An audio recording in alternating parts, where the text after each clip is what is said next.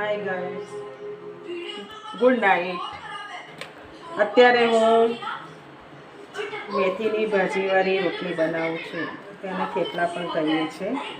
સૌથી પહેલાં ઘઉંનો લોટ લીધો મેં, એમાં નાખ્યું મીઠું, થોડી હળદર નાખી છે, લાલ મરચું નાખ્યું, ત્યાર પછી ગરમ મસાલો, ધાણા જીરું પાવડર, અજમો થોડો હથેળીમાં મસળીને નાખવાનો, કેમ કે તેનો સ્વાદ સરસ આવે. હે સોમુ? પછી સૌમ્યને બહુ સરસ ભાવે. તું નથી ત્યારે છોકરાને કોઈ કશું બનાવી નહોતું આપતું, એટલા માટે અત્યારે હું આપું છું તે લોકોને મેથીવાળી રોટલી અને થેપલા બનાવીને આપું છું.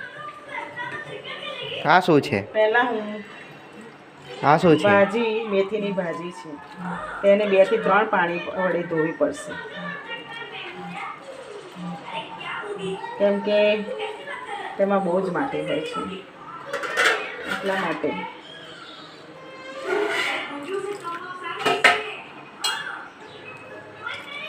અમારે ગુજરાતમાં મેથીની ભાજી બહુ મળે છે.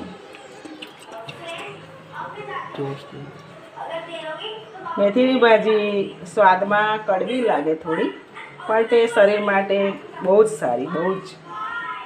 કેમ? એટલે મેથીની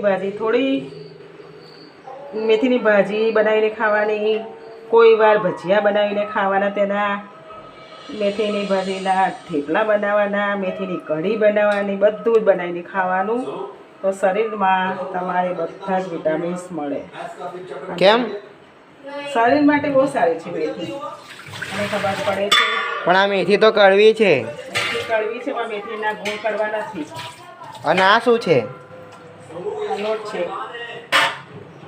હજુ ફરી વાર મેથી ધોઈશ, કેમ કે તેમાં બહુ માટી છે. અત્યારે ચોમાસું ચાલે છે ગુજરાતમાં, માટી બહુ આવે, એટલે બરાબર ધોવી પડે, ને તો પથરી થાય. બરાબર, એટલે બધું ધોઈને વાપરવાનું. અત્યારે હું મેથી અને ઘઉંનો લોટ, બધા મસાલા નાખીને લોટ બાંધું છું. લોટ વ્યવસ્થિત બાંધવાનો, બહુ ઢીલો નહીં, બહુ કઠણ નહીં, તો જ થેપલા સરસ બને. બાકી થેપલા સારા ના બને. લોટને બહુ જ ગોળવાનો. અહીંયા ગરમી બહુ થાય છે, થોડા આગળ જવા બેસો ભાઈ.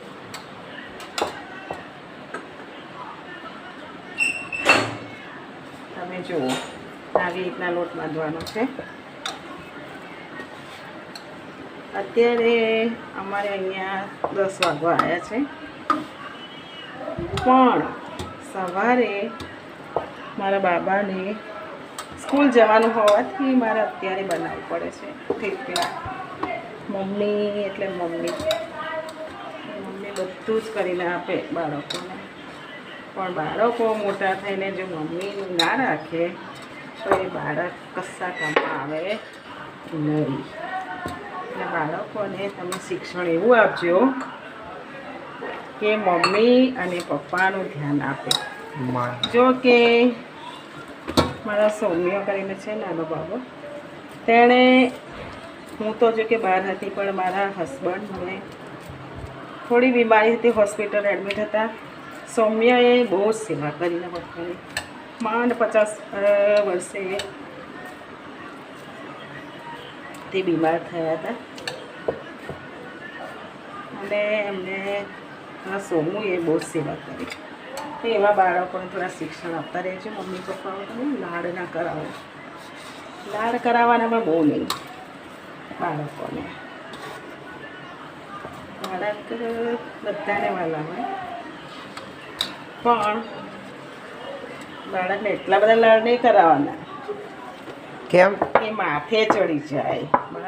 બાળકોને રીતે તો તમે શું કહેવા માંગો કે બાળકોને પ્રેમ નહીં કરવાનો? બાળકોને પ્રેમ તો કરવાનો જ, પણ બાળકોને એવો પ્રેમ નહીં કરવાનો કે આપણને તે માથા ઉપર ચડી જાય અને સામે બોલે અને આગળ જતાં આપણી સેવા ના કરે. બરાબર. એવું છે મારું મમ્મીઓને કહેવું, બધી મમ્મીઓને. આ લોટ તૈયાર થઈ ગયો છે આપણો. અને આ લોટ હું અત્યારે બાંધું છું. થોડું જોર આપવું પડે લોટ બાંધવામાં. અને આ તમે શું લેવો છો અંદરથી ડબ્બામાંથી? ઘઉંનો લોટ લઉં છું. આ પીસાયેલો છે તમે? હા, ઘઉં પીસાયેલા છે. ક્યારે? ખેતરના ઘઉં છે આ, એટલે પીસાયેલા છે. અમારે ખેતર છે 7 વીઘા. મારા પપ્પા લોકોનો, મારે નહીં, સોરી. આ તો તમારું જ કહેવાય ને પણ. ના કહેવાય હવે, લગ્ન પછી છોકરીઓનું કશું જ ના કહેવાય, એ બધાને ખબર છે. આ લોટ તૈયાર થઈ ગયો છે લગભગ લાગે. લોટ તૈયાર થઈ જશે અને એની રોટલી પણ બની જશે હમણાં. હા, તો લોટ થઈ ગયો છે, તો તમે કશું કહેવા માંગો છો આના પર? ના ના, પણ કશું કહેવા નહીં માંગતી. આની હું રોટલી ના, બનાવું. તો આ લોટ કેમનો તમે તૈયાર કર્યો અને તમે કશું? એમાં થોડું થોડું પાણી નાખ્યું. હા, એમાં મેં પાણી નાખ્યું, તેલ નાખ્યું, પછી બાંધ્યું છે. આ તૈયાર થઈ ગયો છે. હા, તૈયાર થઈ ગયું. આને 10 થી 15 મિનિટ તમારે રાખી મૂકવાનો. કેમ? ઢાંકીને. કેમ?